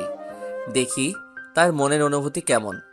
ও, আজকে আমার সাথে দেখা করতে পারবে? কোথায় দেখা করবে? কফি শপে, রাত 9টা। আচ্ছা ঠিক আছে, ওকে বাই। বাই। ফোন কেটে দিয়ে ওয়াশরুমে ঢুকে ফ্রেশ হয়ে দুপুরের খাবার খেয়ে রুমে এসে একটা ঘুম দিলাম। বিকেলে ঘুম থেকে উঠে মা বাবাকে বলে গাড়ি নিয়ে রেস্টুরেন্টে চলে আসলাম। রেস্টুরেন্টে কিছুক্ষণ থেকে কফি শপে চলে আসলাম। আমি একটা টেবিলে গিয়ে বসলাম। কিছুক্ষণ পর দেখি সাদিয়া আসলো। আমি বুঝি না এই মেয়েটা আমাকে কি পাগল করে ছাড়বে। সাদিয়াকে আজকে এত সুন্দর লাগছে যা বলে বোঝাতে পারবো না, কিন্তু ওর এই রূপের পিছনে যে কত বড় শয়তান লুকিয়ে আছে সেটা একমাত্র আমি জানি। একটু দাঁড়াও তো। কেন? তোমাকে বলছে দাঁড়াতে। আমি আর কোনো কথা না বলে দাঁড়িয়ে গেলাম। দাঁড়ানোর সাথে সাথে সাদিয়া আমাকে জড়িয়ে ধরলো। এই, তুমি কি করছো? সবাই তাকিয়ে আছে। দেখলে দেখুক, আমার কিছু যায় আসে না। কতদিন পর তোমার সাথে দেখা, তাই তোমাকে জড়িয়ে ধরলাম। ঠিক আছে, এবার ছাড়ো। হুম। সাদিয়া আমাকে ছেড়ে দিয়ে একটা চেয়ার টেনে বসলো। দুজনে কফি খেতে খেতে কথা বলছি। কফি খাওয়া শেষ করে বাহিরে আসার পর সাদিয়া বলল, আমাকে একটু বাসায় নামিয়ে দিয়ে আসো, আজকে আমি গাড়ি নিয়ে আসি নাই। ঠিক আছে আসো। তারপর দুজনে গাড়িতে উঠে যেতে লাগলাম। সাদিয়া আমার ঘাড়ে মাথা দিয়ে রাখলো। সাদিয়ার দিকে তাকালে বোঝা যায় সে কিছু জানে না। গাড়ি চালাতে চালাতে হঠাৎ দেখি 2-3টা গাছের গুঁড়ি রাস্তার মাঝখানে পড়ে আছে। আমি সাদিয়ার দিকে তাকিয়ে দেখি ঘুমিয়ে পড়েছে। আমি তাকে সিটে সুন্দর করে রেখে একটা মুচকি হাসি দিয়ে গাড়ি থেকে বের হয়ে আসলাম। গাড়ি থেকে নামার সাথে সাথে আমার চারপাশে কিছু ছেলে ঘেরাও করে ফেলছে। তাদের হাতের দিকে তাকিয়ে দেখি লাঠি, ছুরি আরও ইত্যাদি সামগ্রী। তোরা আমাকে এভাবে ঘেরাও করছিস কেন? আমি বলছি তাই। ওহ তুই? আমি তোকে আর তোর বোনকে মারতে আমি অনেক লোক পাঠিয়েছি, কিন্তু তারা কিছু করতে পারে না। তোদের মারতে গিয়ে আমার অনেক লোক মার খেয়েছে। তুই এখন আমাকে মারবি? সেটা তুই কখনো পারবি না, কারণ তুই এই রাসেলকে এখনো চিনতে পারিস নাই। আমার কোনো দোষ নেই, তারপরও তুই আমাকে মারতে আসলি। তোর কারণে আমার একমাত্র বোন গলায় দড়ি মরেছে, তারপরে তুই বলছিস তোর কোনো দোষ নেই। আমি তো তোর বোনকে গলায় দড়ি দিতে বলি নাই। আমি তাকে শুধু বলছি ওকে আমি ভালোবাসতে পারবো না। তুই আমার বোনকে ভালোবাসিস নাই কেন? ওর কোন দিক দিয়ে কম ছিল? চেহারায়, গাড়ি বাড়ি সব কিছুই তো ছিল। তোর বোনকে আমি ভালোবাসি নাই এই কারণে যে তোর বোন ছিল একটা অহংকারী মেয়ে।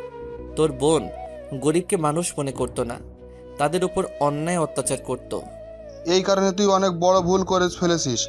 এখন তোকে মেরে আমার বোনের হত্যাকারীর প্রতিশোধ নিব। সেটা তুই কখনো পারবি না। ও মা, তাই নাকি? তাই জানো। আমার হাতে এটা কি দেখছিস?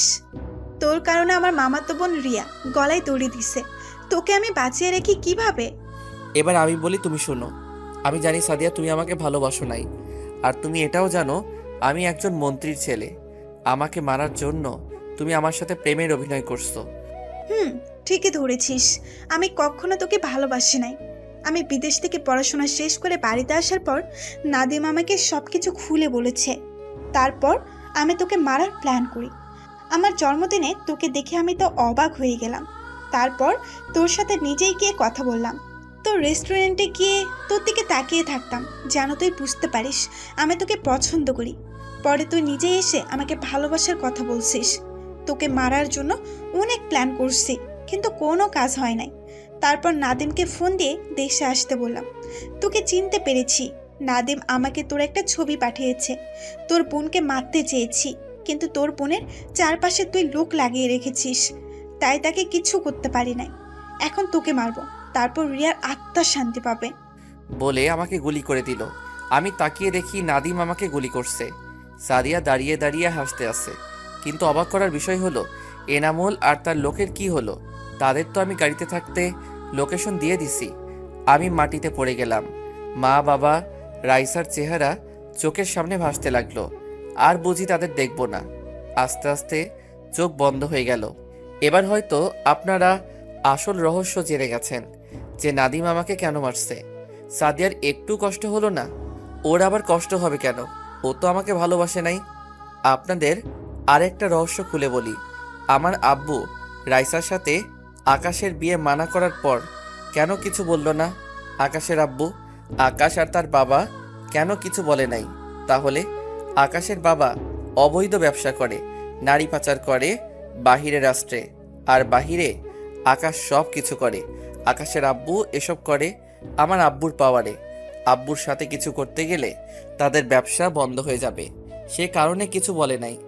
মনে পড়ে তোমাকে যখন থাকি নীরবে ভাবি, শুধু তোমাকে সবসময় অনুভবে স্বপ্নে দেখি। তোমাকে চোখের প্রতি পলকে আপন ভাবি, তোমাকে আমার প্রতি নিঃশ্বাসে ও বিশ্বাসে। তুমি সেই স্বপ্ন পড়ি যাকে নিয়ে স্বপ্ন দেখি। তুমি সেই অনুভূতি যাকে আমার মন অনুভব করে। তুমি সেই প্রেমিকা যার ভালোবাসার ছন্দ প্রেমিক আমি। চোখ খুলে দেখি আমার পাশে একজন মায়ের বয়সী মহিলা বসে আছে। চারপাশে তাকিয়ে দেখি আমি একটা হাসপাতালের কেবিনে আছি। আমাকে চোখ খুলতে দেখে মহিলাটি আমাকে জড়িয়ে ধরে কান্না করে দিল আর বলতে লাগলো, বাবা রাসেল, তোর জ্ঞান ফিরেছে? আজকে 3 দিন পর তোর জ্ঞান ফিরেছে। আপনি কে? আমি তো আপনাকে চিনতে পারছি না। কি বলছিস তুই? আমি তোর মা। আমি আপনাকে চিনতে পারছি না। মহিলাটি ডাক্তারকে ডাকতে শুরু করলো। কিছুক্ষণ পর একজন ডাক্তার কেবিনে আসলো। দেখেন ডাক্তার, আমার ছেলে আমাকে চিনতে পারছে না। দেখি, আপনি একটু সরুন, আমি দেখছি। ডাক্তার আমাকে ভালো করে দেখে বলল, যেটা ভেবেছিলাম সেটাই হয়েছে। আপনার ছেলে স্মৃতিশক্তি হারিয়ে ফেলেছে। তাকে গুলি করার পর মাথায় আঘাত করা হয়েছে, তাই আপনার ছেলে অতীতের সব কিছু মনে করতে পারছে না। কি বলছেন ডাক্তার? আমার ছেলে কি ভালো হবে না? সেটা বলতে পারছি না, আল্লাহ চাইলে ভালো করতে পারেন। তবে একটা কথা শুনে রাখবেন, ওকে কখনো উত্তেজিত করবেন না, তাহলে মাথায় সমস্যা হতে পারে। ঠিক আছে ডাক্তার, আল্লাহ আমার ছেলেকে বাঁচিয়ে রাখছে, এটাই অনেক। আমি ওর আব্বুকে ফোন দিয়ে আসতে বলছি। তারপর আম্মু আব্বুকে ফোন দিয়ে হাসপাতালে আসতে বলল। হঠাৎ একটা মেয়ে এসে আমাকে জড়িয়ে ধরে কান্না করে দিল। এই, আপনি কে? আর আমাকে জড়িয়ে ধরলেন কেন? ভাইয়া তুই কি বলছিস? আমি তোর বোন রাইসা। আমি তো আপনাকে চিনতে পারছি না। আম্মু, ভাইয়ার কি হয়েছে? ও আমার সাথে এভাবে কথা বলছে কেন? তারপর আম্মু রাইসাকে সবকিছু খুলে বলল। আমি আপনাদের কাউকে চিনতে পারছি না। রাইসা আর আম্মু কান্না করছে। কিছুক্ষণ পর দেখি একজন বাবার বয়সী লোক কেবিনের ভিতরে আসলো। ভিতরে ঢুকে আমার পাশে বসে বলল, কেমন আছিস রাসেল? আমি ভালো আছি। আপনি কে? আমি তোর বাবা। তুই কি আমাকে চিনতে পারছিস না? আমি কাউকে চিনতে পারছি না। আম্মু আব্বুকে সবকিছু খুলে বলল। 5 দিন পর আমাকে তাদের বাসায় নিয়ে গেল। আমাকে একটা রুমে নিয়ে গেল। রুমের ভিতরে ঢুকে দেখি চারপাশে আমার ছবি দিয়ে ভরা। আচ্ছা, ওই ছেলেটাকে দেখতে একেবারে আমার ওটা তুই বাবা। তোর স্মৃতিশক্তি হারিয়ে গেছে, তাই তুই কাউকে চিনতে পারিস নাই। তুই আস্তে আস্তে সব অতীত মনে করতে থাক, দেখবি সব কিছু মনে পড়বে। আমি অতীত মনে করতে লাগলাম, কিন্তু আমার কিছুই মনে পড়ছে না। হঠাৎ মাথা ব্যথা শুরু হয়ে গেল। আমি বিছানায় বসে পড়লাম। আমি কিছুই মনে করতে পারছি না। আমার মাথা প্রচুর ব্যথা করছে। ভাইয়া তোর কিছুই মনে করতে হবে না, তুই এখন রেস্ট নে। তারা আর কোনো কথা না বলে রুম থেকে বেরিয়ে গেল। আমি বিছানায় শুয়ে পড়লাম। দেখতে দেখতে 1 মাস চলে গেল। আমি এখন পুরো সুস্থ, কিন্তু আমি অতীত মনে করতে পারছি না। আম্মুকে বলে বাহিরে একটু ঘুরতে আসলাম। আম্মু বলল গাড়ি নিয়ে যেতে, কিন্তু আমি মানা করছি। আমি বাসা থেকে বেরিয়ে আসতে কিছু গার্ড আমার পিছনে আসতে লাগলো। আমি তাদের পিছনে আসতে মানা করছি। রাইসা তার স্বামীর বাড়ি চলে গেছে। আব্বুকে মাঝে মাঝে দেখি মন খারাপ করে বসে থাকে। আমি হাঁটতে হাঁটতে একটা পার্কে গেলাম। পার্কের ভিতরে ঢুকে দেখি সব জোড়া জোড়া বসে আছে। হঠাৎ একটা ছেলে আমার সামনে এসে বলল, রাসেল, তুই কেমন আছিস? আপনি কে? আপনাকে তো চিনতে পারছি না। আমি জানি তুই আমার উপর রেগে আছিস। শোন, আমি ওই দিন 15-20 জন পোলাপাই নিয়ে তোর লোকেশন অনুযায়ী আসতেছিলাম। হঠাৎ মাঝ রাস্তায় বড় একটা ট্রাক এসে আমাদের গাড়ির সাথে মেরে দেয়। এতে কজন ওখানে মারা যায় আর সবাই আহত হয়। আমি মাথায় প্রচুর ব্যথা পাই। তারপর আশেপাশের লোকজন এসে আমাদের হাসপাতালে নিয়ে যায়। কিছুদিন আগে হাসপাতাল থেকে বাসায় এসেছি। তোকে অনেক ফোন দিছি, কিন্তু তোর ফোন বন্ধ। বাসায় ভালো লাগছে না, তাই পার্কে আসলাম। এসে তোর সাথে দেখা। তোর উপর আমার রাগ ছিল অনেক, কিন্তু এখন আর রাগ নেই। আমি জানি এটা নাদিমের প্ল্যান। এখন আমাদের নাদিমকে ধরতে হবে। আর তোকে একটা কথা বলি, তুই কাউকে বলবি না। কি কথা বল? আমার বাসার সবাই জানে আমার স্মৃতিশক্তি হারিয়ে গেছে। আসলে আমার কিছুই হয় নাই, আমার সব কিছু মনে আছে। এই প্ল্যান করছি যাতে নাদিম আর সাদিয়াকে ধরতে পারি। এই সত্যিটা একমাত্র তুই জানিস। এটা তুই কি করে ভাবলি? যেদিন সবাই জানে আমার জ্ঞান ফিরেছে, আসলে সেই দিন আমার জ্ঞান ফিরে নাই। আমার আগের দিন রাতে জ্ঞান ফিরেছে। আমি ডাক্তারের সাথে প্ল্যান করি। ডাক্তার যেন আমার বাবা মার কাছে বলে আমার স্মৃতিশক্তি হারিয়ে গেছে। এটা তুই কিভাবে করলি? আমি জানি নাদিম আর সাদিয়া যদি জানতে পারে আমি এখনো বেঁচে আছি, তাহলে আমাকে মারার জন্য আবার আসবে। কিন্তু আমি তাদের সাথে অভিনয় করে যাব, তাদের নিজের আয়ত্তে এনে কঠিন শাস্তি দিব।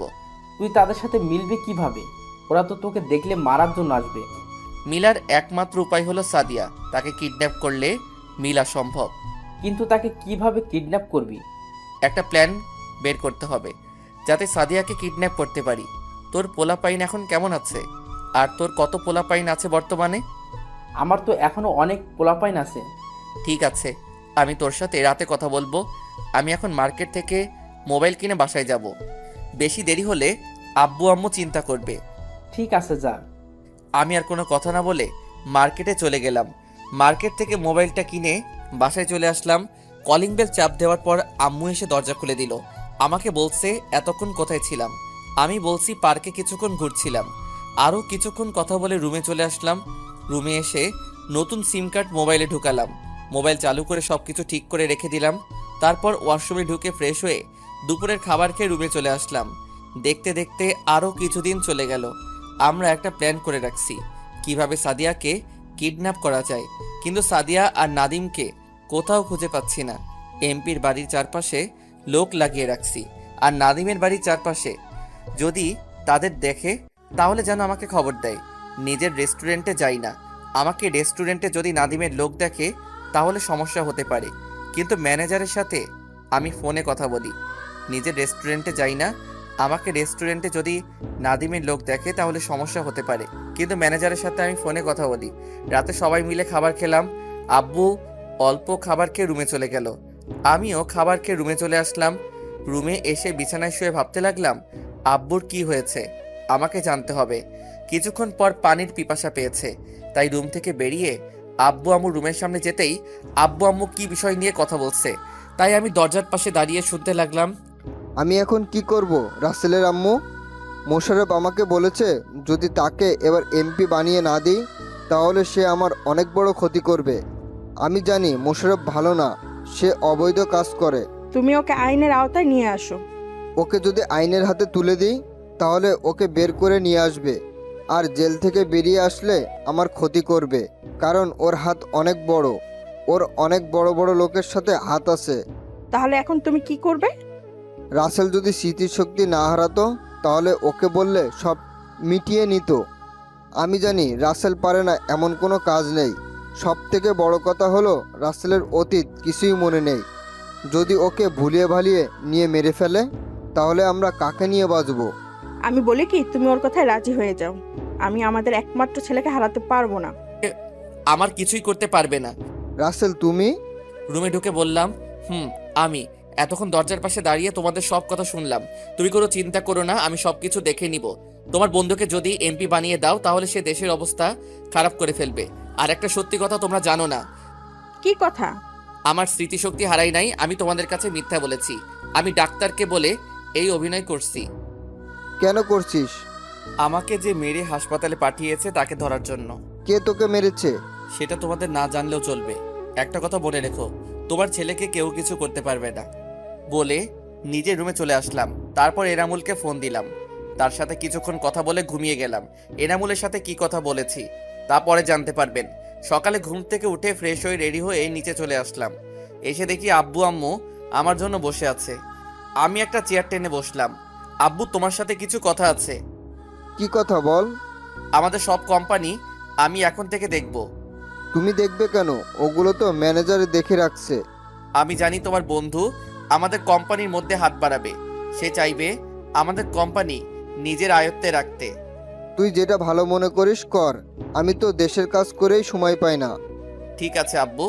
তারপর নাস্তা করে বাহিরে এসে গাড়ি নিয়ে প্রথমে রাইসা যে অফিস চালাতো আগে সেই অফিসে গেলাম।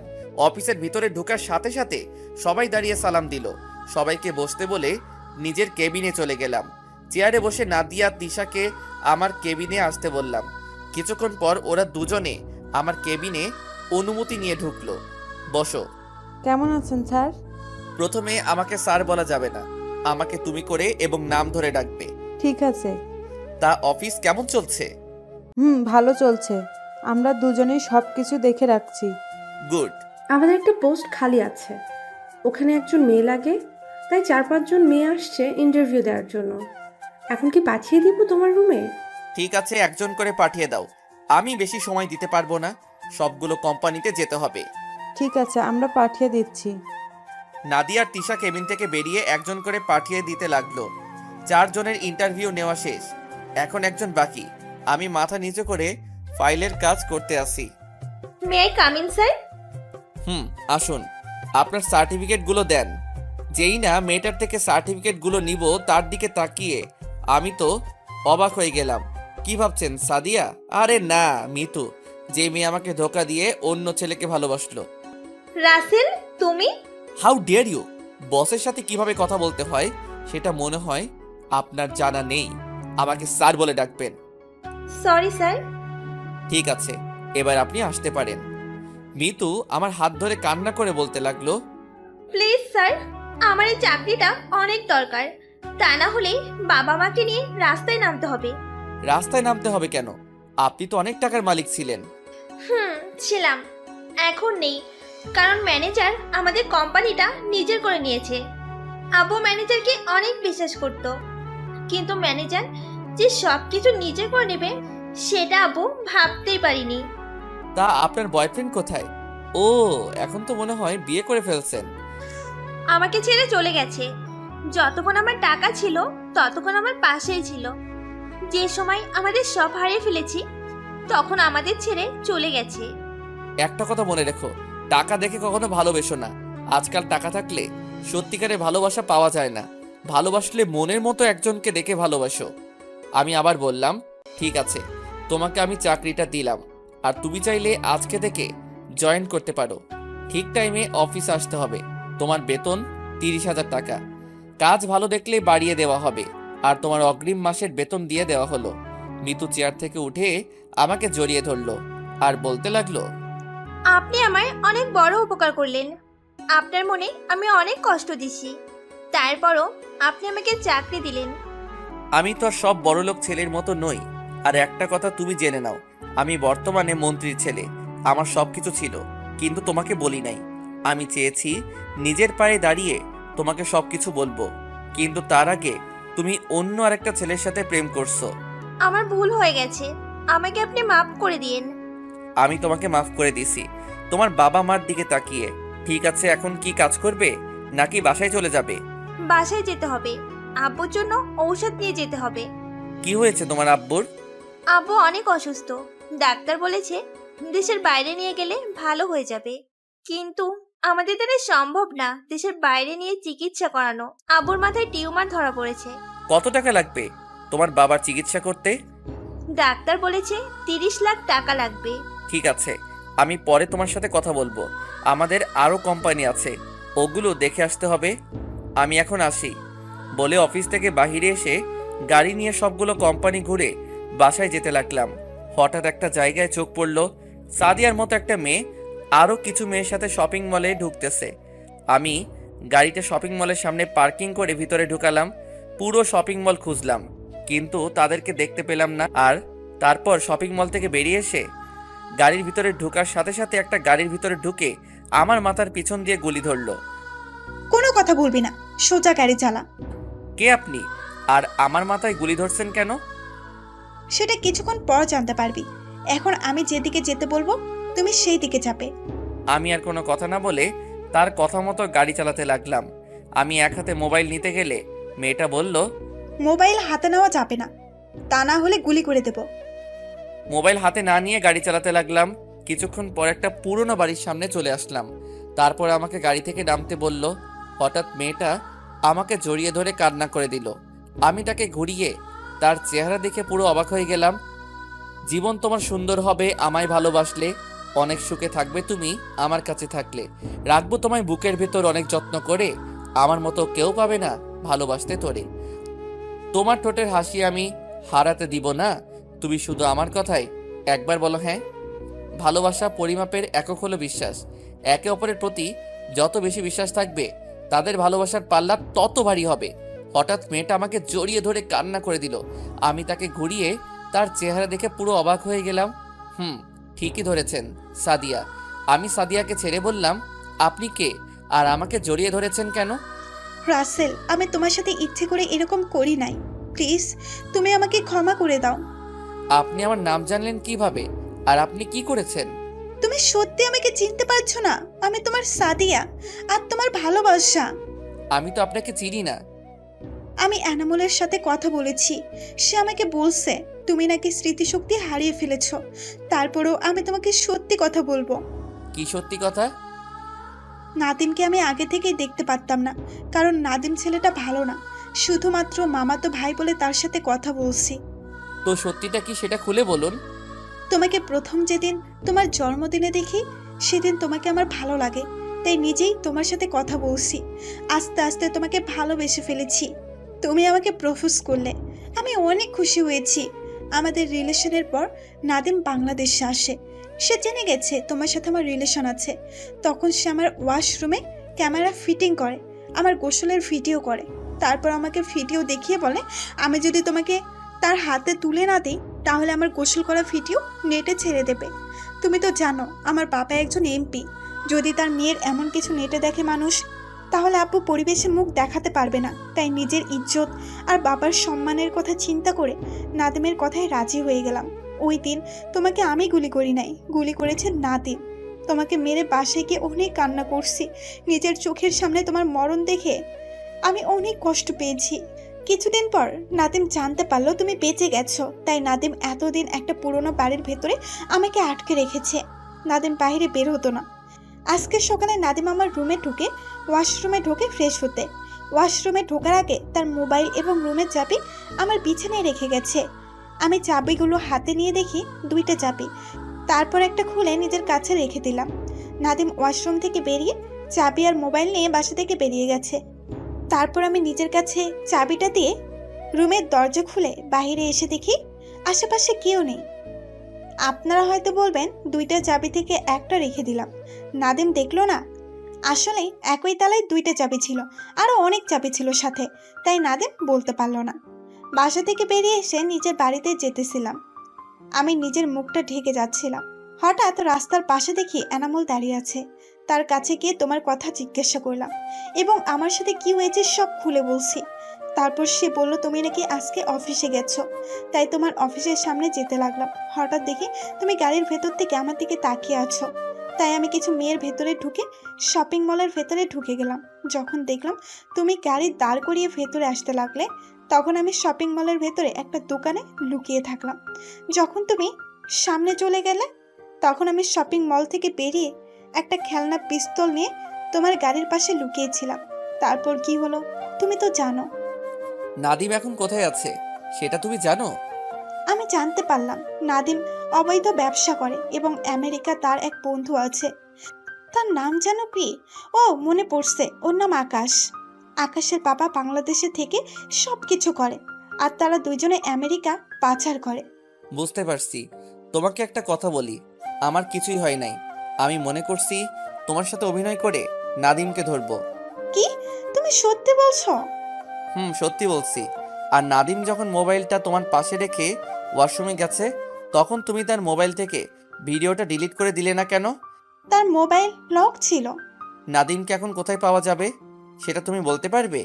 সেটা বলতে পারবো না, তবে নাদিম তার লোকের সাথে কথা বলতে শুনছি। এই জায়গাটার কথা বেশি বলে। ও, এখন তুমি কোথায় যাবে? আমি তো এখন বাসায় যেতে পারবো না, যদি নাদিমের লোক আমাকে দেখে ফেলে। সমস্যা নেই, তুমি এখন থেকে আমাদের বাড়িতে থাকবে। আর নাদিমকে কিভাবে ধরা যায় সেটার প্ল্যান করতে হবে। ওকে আমি ছাড়বো না। তারপর সাদিয়াকে নিয়ে বাসায় চলে আসলাম।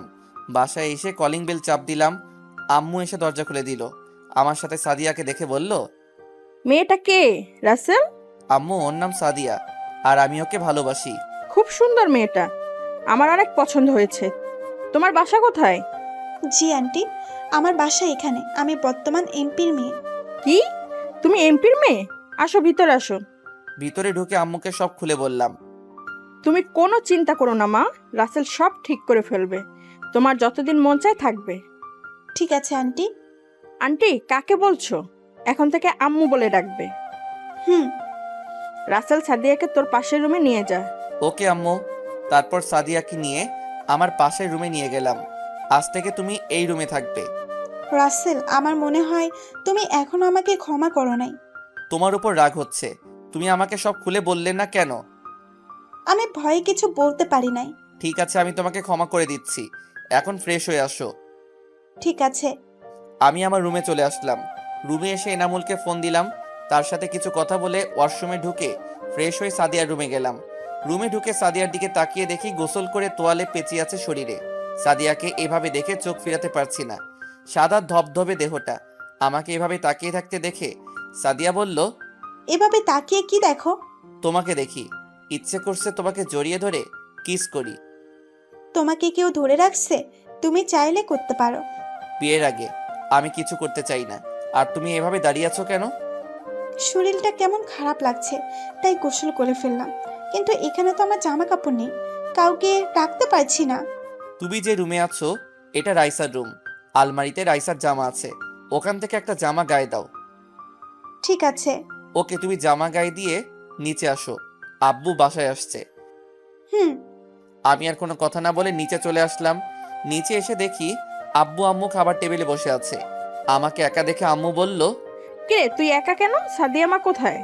আসতেছে। সাদিয়াকে? আসলে দেখতে পাবে। কিছুক্ষণ পর সাদিয়া নিচে আসলো, এসে আমার পাশে একটা চেয়ার টেনে বসলো। সাদিয়াকে দেখে আব্বু বলল, তুমি এমপি রফিকুলের মেয়ে না? জি আঙ্কেল। আঙ্কেল কি বাবা বলে ডাকবে? বাবা বলে ডাকবে মানে? রাসেল আর সাদিয়া দুজন দুজনকে ভালোবাসে, কিন্তু সাদিয়ার একটা সমস্যার কারণে এই বাসা কিছুদিন থাকবে। কি সমস্যা? এখন খাবার খাও, আমি তোমাকে রুমে গেলে সব খুলে বলবো। তারপর সবাই খাবার খেতে লাগলাম। আম্মু সাদিয়াকে নিজের হাতে খাইয়ে দিতে লাগলো। সাদিয়া খাচ্ছে আর কান্না করছে। কি হয়েছে মা, তুমি কান্না করছো কেন? আম্মুর কথা ভীষণ মনে পড়ছে। কান্না করো না, সব ঠিক হয়ে যাবে। তারপর তুমি বাসায় যেতে পারবে। খাওয়া দাওয়া করে রুমে চলে আসলাম। রুমে এসে বিছানায় শুয়ে মোবাইল টিপতে লাগলাম। হঠাৎ এনামুল ফোন দিল। বল। তুই একটু বাইরে আসতে পারবি? তোর সাথে কিছু কথা আছে। ঠিক আছে, আমি আসছি। তুই কোথায় আছিস? আমার গোডাউনে চলে আয়। ঠিক আছে, আমি এখনই আসছি। আমি একটা শার্ট গায়ে দিয়ে রুম থেকে বেরিয়ে আসলাম। কাউকে কিছু বলি নাই। আব্বু আম্মু তাদের রুমে ছিল। বাহিরে এসে গাড়ি নিয়ে সোজা এনামুলের গোডাউনে চলে গেলাম। আমাকে দেখে এনামুল বলল, এসেছিস? বল, কেন ডেকেছিস? ও ডাকে নাই, ডেকে এনেছি আমরা। আমি পিছনে তাকিয়ে দেখি নাদিম, আকাশ এবং আব্বুর বন্ধু। তখন আমি এনামুলের দিকে তাকালাম। রাসেল, বিশ্বাস কর, আমি তোকে ডাকতে চাইনি। ওরা আমার বোনকে আটকে রেখেছে। ওরা বলছে তোকে যদি এখানে না নিয়ে আসি তাহলে আমার বোনকে নষ্ট করে মেরে ফেলবে। তাই বাধ্য হয়ে তোকে আসতে বললাম। রাখ তোর পেঁচাল। মনে করছিস তোর বোনকে বিয়ে করে তোদের সব সম্পত্তি আমাদের করে নিব, কিন্তু তুই তা হতে দিলি না। তাই আজকে তোর বোনের জামাই মানে তোর বন্ধুকে মেরে তোর বোনকে বিয়ে করব, আর তুই তাকিয়ে তাকিয়ে দেখবি। তোরা ওদের কিছুই করতে পারবি না। আমি তোদের কাউকে ছাড়বো না। বাবা আকাশ, ওর দেখি সহ্য হচ্ছে না, বৌমাকে নিয়ে আয়। ঠিক বলেছ আব্বু। ওই তোরা আমার জান পাখিকে নিয়ে আয়। কিছুক্ষণ পর দেখি কিছু লোক রাইসা আর রাফিকে নিয়ে আসলো। রাফির হাত বেঁধে রাখছে। রাইসা আমাকে দেখে বলল, ভাইয়া, এই শয়তানদের হাত থেকে আমাদের বাঁচাও। তোর ভাই কিছুই করতে পারবে না, সে শুধু তাকিয়ে তাকিয়ে দেখবে। কুত্তার বাচ্চা, আমি তোদের কাউকে ছাড়বো না বলে যেই না তাদের কাছে যাব, তাদের লোক আমাকে ধরে ফেললো। আকাশ, আগে ওর জামাইটাকে মেরে ফেল, তারপর বিয়ের পর ওর ভাইকে মেরে ফেলবো। আকাশ যেই না রাফিকে গুলি করবে, সেই সময় চারপাশ থেকে গোলাগুলি শুরু হয়ে গেল। তাদের লোক আমাকে ছেড়ে দিয়ে গোলাগুলি করতে লাগলো। আমি দৌড়ে গিয়ে রাফির হাত খুলে দিয়ে তাদের একটু আড়ালে নিয়ে গেলাম। আপনারা হয়তো ভাবছেন এরা কারা? এরা সবাই হলো আব্বুর লোক। আমি বাসা থেকে বেরিয়ে আসার সময় তাদেরকে বলে আসলাম আমি যাওয়ার 30 মিনিট পর আমার মোবাইলের লোকেশন দেখে যাওয়ার জন্য, কারণ আমি জানি এনামুল আমাকে রাতে ডাকে না। তার যত জরুরি কথা হোক না কেন, সে আমাকে রাতে না ডেকে ফোনে বলে দেয়। আমি বুঝতে পারছি এখানে কোনো কিছু হয়েছে, তাই আমাকে যেতে বলেছে। তাই আমি সব বডিগার্ডকে বলে এসেছি তারা যেন আমার মোবাইলে লোকেশন দেখে যায়। আমি যাওয়ার সময় মোবাইলে লোকেশন চালু করে রেখেছি। তো যাই হোক, হঠাৎ একটা গুলি এসে আমার বুকে লাগলো। আমি মাটিতে শুয়ে পড়লাম, চোখ ঝাপসা হয়ে আসছে। তারপর আর কিছুই মনে নেই। এদিকে আমার বুকে গুলি লাগতে দেখে রাইসা আমাকে জড়িয়ে ধরে কান্না করে দিল। এনামুল রাফিকে বলল আমাকে হাসপাতালে নিয়ে যেতে। তারা এদিকটা দেখছে। রাফি আমাকে কাঁধে করে নিয়ে বাহিরে এসে গাড়ি নিয়ে হাসপাতালে নিয়ে আসলো। রাফি আমাকে কাঁধে নেওয়ার পর বডিগার্ড তাদের সেভ করে বাহিরে নিয়ে আসলো। হাসপাতালে নিয়ে আসার পর ডাক্তার আমাকে অপারেশন রুমে নিয়ে গেল। রাইসা বাড়িতে ফোন দিয়ে বলল হাসপাতালে আসার জন্য। আমার বুকে গুলি লেগেছে। আব্বু আম্মু আর সাদিয়া এটা শুনে তারা 1 মিনিট দেরি না করে হাসপাতালে চলে আসলো। আব্বু আম্মু সাদিয়া রাইসা সবাই কান্না করতে লাগলো। ডাক্তার আমাকে দেখে বাহিরে গেল। ডাক্তার বাহিরে গিয়ে সাদিয়াকে বলল, আপনি এখানে? ডাক্তার, আমার রাসেলের কি হয়েছে? আপনার রাসেল মানে? ও আমার ভালোবাসা। আপনি জানেন এই রাসেল একদিন আপনাকে রক্ত দিয়ে বাঁচিয়েছে? তার মানে রাসেল আমাকে রক্ত দিয়ে বাঁচিয়েছে? এখন ওর জন্য রক্ত লাগবে। জরুরিভাবে 2 ব্যাগ রক্তের ব্যবস্থা করেন। রাসেল এর শরীর থেকে প্রচুর রক্ত বের হয়ে গেছে। রক্ত না দিতে পারলে তাকে বাঁচানো যাবে না। রাসেল যেহেতু আমাকে রক্ত দিয়েছে, তাহলে আমার রক্ত আর রাসেলের রক্তের গ্রুপ এক। আপনি আমার শরীর থেকে রক্ত নিন ডাক্তার, তারপর ওকে বাঁচান। ঠিক আছে, আপনি আমার সাথে আসুন। ডাক্তারের সাথে সাদিয়া ভিতরে এসে আমাকে 2 ব্যাগ রক্ত দিল।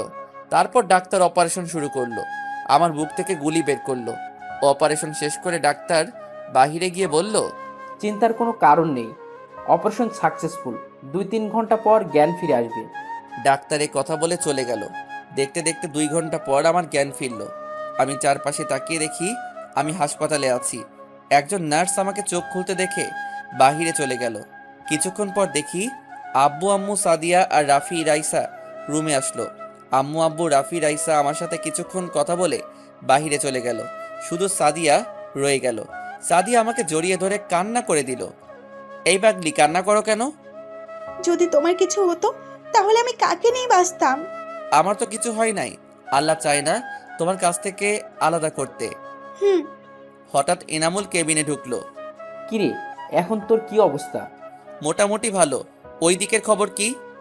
3 মেরে টুকরো টুকরো করে বস্তায় ভরে নদীতে ভাসিয়ে দিছি, আর তাদের অবৈধ সব গোডাউনে আগুন ধরিয়ে দিছি।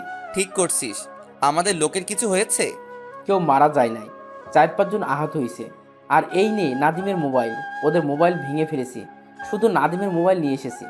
এটাও ভেঙে ফেল। সিম কার্ড এবং মেমোরি কার্ড সব কিছু ভেঙে ফেল। এনামুল মোবাইলটা পুরো ভেঙে ফেললো। 3 দিন পর আমাকে বাসায় নিয়ে গেল। আমি এখন মোটামুটি সুস্থ। সাদিয়ার সেবায় এখন আমি পুরোপুরি সুস্থ হয়ে গেছি। এখন আমি বাসর ঘরের সামনে দাঁড়িয়ে আছি। আব্বু আম্মু এমপির সাথে কথা বলে আমার বিয়ে ঠিক করলো। খুব ধুমধাম করে বিয়েটা সেরে ফেললাম। বিয়েতে বড় বড় নেতারা এসেছে, এনামুল আরও অনেকে। আমি রুমে ঢুকে দরজা লাগিয়ে বিছানার সামনে গেলাম। আমাকে দেখে সাদিয়া বিছানা থেকে নেমে সালাম করতে আসলে আমি বুকে জড়িয়ে নিলাম। তারপর দুজনে 2 রাকাত নফল নামাজ আদায় করে বিছানায় গিয়ে বসলাম। সাদিয়া আবার ঘোমটা দিয়ে বসে পড়ল। আমি সাদিয়ার ঘোমটা তুলে তার দিকে তাকিয়ে রইলাম। সাদিয়াকে আজকে অনেক সুন্দর লাগছে। আমি এক নজরে তাকিয়ে থাকলাম। শুধু তাকিয়ে থাকবে, বাসর করবে না? আজকে শুধু তোমাকে দেখব। আজকে অনেক সুন্দর লাগছে তোমাকে। কেন? আগে বুঝি সুন্দর ছিলাম না? আমি তা বলি নাই। আর কিছু বলতে হবে না, এখন আমাকে কিস করো। আজকে না করলে হয় না? না, হয় না। তুমি বলেছিলে বিয়ের পর সব কিছু করবে। এখন আমি কোনো কথা শুনতে চাই না। তুমি আমাকে এখন আদর করবে।